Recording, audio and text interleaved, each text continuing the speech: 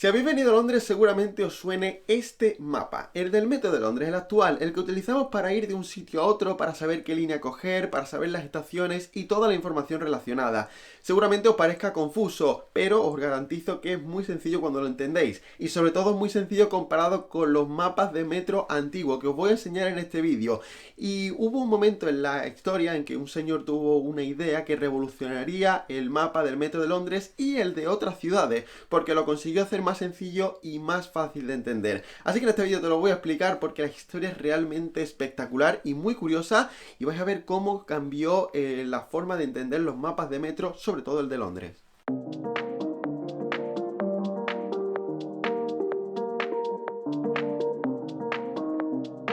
Bueno, ¿qué tal estáis? Como veis, este es un vídeo distinto que quería hacer realmente. Leí un artículo sobre el mapa del metro de Londres, sobre la historia, sobre cómo ha cambiado, y digo, voy a hacer un vídeo sobre eso para contar aquí a la gente cómo ha evolucionado este mapa a lo largo de los años y por qué es así hoy en día. Os voy a mostrar mapas desde el año 1908 hasta el presente para que veáis la evolución tan brutal, y sobre todo voy a contar los cambios y quiénes han sido los autores de dichos cambios. Vamos a empezar por el año 1908. Estos son bastantes años después de la creación del Metro de Londres, de la inauguración, que fue en 1863, el metro más antiguo del mundo. Pero el mapa más antiguo que he conseguido encontrar es el de 1908, y mirar la diferencia y mirar cómo es y la diferencia tan brutal que existe respecto al actual. Como veis, básicamente es un mapa muy fiel a la realidad. Es Londres en el que han dibujado pues básicamente las líneas del metro tal como son en la realidad, las curvas que hace, el trayecto que siguen, donde se cruzan, exactamente igual, y no por líneas rectas ni nada similar a lo que vemos en la actualidad. Todo es muy fiel, tenemos incluso el nombre de las calles, tenemos obviamente menos líneas de las que están en la actualidad, y la verdad es que cuando lo ves a primera vista te agobia, es muy confuso, pero los topógrafos de la época, los que hacían los mapas, entendían que si quieres llegar desde el punto A y B, tenías que saber en qué calle está, qué trayectoria sigue el metro, y que tenía que ser fiel a la realidad, con lo cual, pues bueno, fue la manera de interpretar los mapas.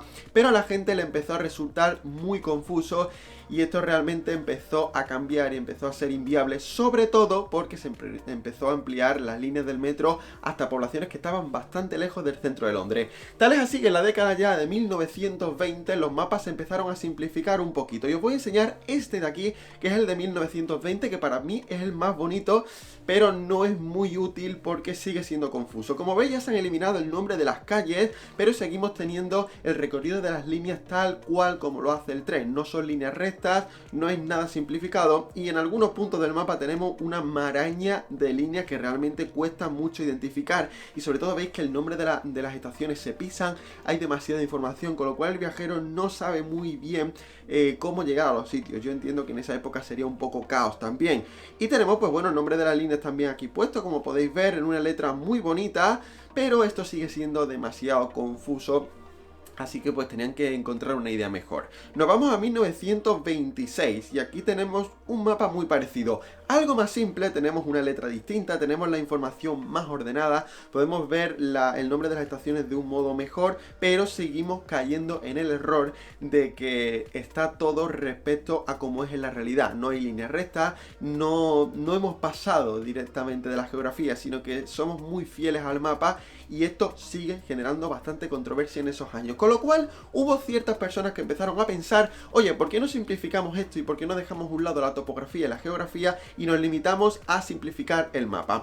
Pues en 1929 un señor llamado George Dow, que trabajaba para el London and North Eastern Railway, lo he tenido que mirar porque es que ni me acordaba, dijo que había que incluir todas las líneas de metro en un mapa bastante simple. Él no se encargaba de diseñar la línea del metro, sino de las líneas de tren que comunicaban Londres con otras poblaciones que estaban bastante alejados, pueblos ingleses, etcétera, etcétera. Entonces dijo que en un mapa simple deberían estar incluidos todas las líneas, todas las estaciones de una manera simple y que las distancias no pareciesen tanto. Con lo cual diseñó este mapa que os voy a enseñar aquí, que no pertenece al metro, pertenece a estos trenes, y como veis aquí ya hay un cambio bastante importante, porque todo se mueve mediante segmentos, líneas rectas, pequeñas curvas, están un montón de estaciones incluidas y sobre todo están puestas de manera equidistantes. A lo mejor entre estación y estación existían muchos kilómetros, pero en este caso da la sensación de que siempre hay la misma distancia, con lo cual esto a la vista es más simple, y se puede encontrar mejor cómo llegar del punto A al B. Esta idea tenía sus fallos también obviamente, pero ya era un modelo muchísimo más avanzado a lo que estábamos acostumbrados a ver en mapas anteriores, con lo cual George Dow tuvo una idea muy pero que muy brillante en lo que respecta al tren. ¿Qué pasa? Que el metro de Londres siguió ampliándose en esos años y ya comunicaba al centro de Londres con poblaciones muy alejadas. Con lo cual, si lo intentábamos todo poner en un mapa fiel a la realidad, iba a ser un mapa gigante porque teníamos que respetar las proporciones y esto no era viable. Así que esta tendencia de simplificar el mapa, de poner estaciones equidistantes y de poner segmentos y líneas rectas, se materializó totalmente en 1933, cuando el hombre de nuestro vídeo, el hombre que ha revolucionado este tema del mapa de Londres, Harry Beck, tuvo la idea de hacer el nuevo mapa del metro de Londres que vais a ver ahora mismo. Como veis, hay una diferencia brutal entre los mapas que hemos visto anteriormente y este de Harry Beck. Es muy parecido al actual, y estamos hablando de 1933, y consigue representar perfectamente cada una de las estaciones, cada una de las líneas, de una forma mucho más simple. Aquí ya las líneas no siguen la curva que seguiría el tren, no siguen el trayecto real, sino que son sobre todo líneas rectas que se cruzan en los puntos clave, en los puntos donde podemos ver que se cambia de línea, en las estaciones importantes, la trayectoria más o menos que sigue el tren, pero en unas curvas muy sencillas. Vemos todo mucho más simplificado y realmente este mapa a mí me parece muy bonito, muy claro y muy sencillo. Daos cuenta de que ya las líneas de metro estaban muy extensas, hablamos de que llegaban a Wimbledon, a Richmond, a Cockfosters, estamos hablando de zonas 5 o 6, esa es mucha distancia respecto al centro de Londres, con lo cual Harry Beck tuvo esta idea de colocarlo así. Y también tenía una idea un poco psicológica, porque como a lo mejor entre el centro de Londres y Cockfosters, que es cerca de donde yo vivo, hay muchísima distancia, si tú ves este mapa da la sensación de que estás muy cerca del centro de Londres, con lo cual a los pasajeros en la época les daban ganas de coger el metro, porque decían, joder, estamos mirando el mapa y no hay tanta distancia hasta el centro de Londres, con lo cual vamos a coger el metro y vamos a hacer una visita al centro de Londres. Así que imaginar el aspecto psicológico que tenía, era una idea, digamos, de marketing bastante bien conseguida, y realmente os podría decir que funciona hoy en día, porque nosotros no contamos ya la distancia aquí en Londres por kilómetros, la contamos realmente por número de paradas de metro. Así que imaginaros la idea tan impresionante que tuvo Harry Beck en esta época. Obviamente el transporte de Londres, las empresas, la ciudad en sí rechazaba un poco esta idea al principio porque le parecía poco fiel a la realidad, le parecía demasiado revolucionaria, esto suele pasar siempre, pero al final acabaron aceptándolo y este fue el modelo del metro, del mapa del metro mejor dicho, que se adoptó ya en 1933 en adelante. Pero ¿qué pasa con el resto de mapas de 1933 en adelante? Pues realmente sufrieron pocos cambios y se basaron en incluir mejor información, las estaciones nuevas, las líneas nuevas, pero todo de esta forma simplificada que realizó Harry Beck. Y realmente pues mola mucho. Mirad el 1960, que ya es bastante más parecido a la realidad, ya se incluyen las nuevas estaciones que se hicieron, nuevas líneas, etcétera, etcétera, pero todo de una manera muy simple, muy parecida a 1933 y sobre todo también muy parecida a la actualidad que os he enseñado antes. En 1970 aquí se incluyen menos datos que en 1960, me llama un poco la atención, se ha simplificado, pero sí que tenemos una cuadrícula mejor señalada para medir las distancias, aunque como veis no hay mucho cambio y todo sigue de una manera muy parecida. Y ya llegamos a 2012, para mí el cambio más destacado es que se incluyen ya las zonas de Londres, zona 1, zona 2, zona 3, etcétera.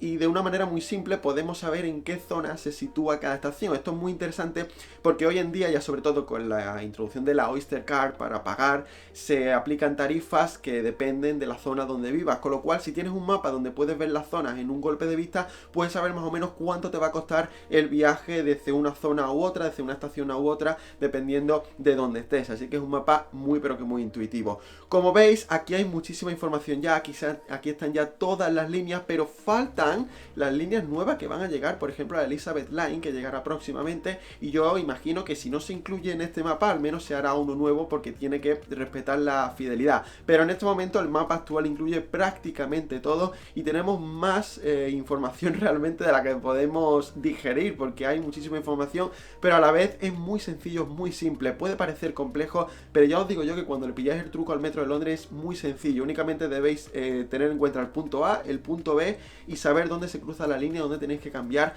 así que es un mapa muy, pero que muy intuitivo. Y ya veis cómo una simple revolución de pasar de un mapa fiel a la realidad a un mapa basados en líneas rectas y curvas sencillas, podemos conseguir que el sistema de metro se entienda muchísimo mejor. Fue realmente una revolución. Y no fue solamente en Londres, sino que el resto de metros de otras ciudades europeas, por ejemplo Madrid, adoptó esta forma de mapa, porque era muy fiel a la realidad. Mejor dicho, era poco fiel a la realidad, pero muy fiel a lo que el viajero quería. Es decir, llegar del punto A y B al B sin complicaciones y de una manera muy sencilla. Así que bueno, hasta aquí llega la historia del mapa del metro de Londres, muy simplificada. Obviamente podríamos hablar de muchísimo más. Os voy a dejar un par de artículos aquí en la descripción si me acuerdo, para que leáis más y sepáis más detalles y veáis las fotos de los distintos mapas con más detalle. Y esto es todo. Espero que os haya gustado muchísimo este vídeo, digamos, especial. Si es así, dale un fantástico like, compartidlo porque me ayudáis muchísimo. Y si os gusta el canal, suscribiros aquí porque yo creo que me hacéis un favor. Y aquí os voy a dejar otro vídeo que posiblemente os interese. Un saludo a todos y a todas y nos vemos. Bye bye.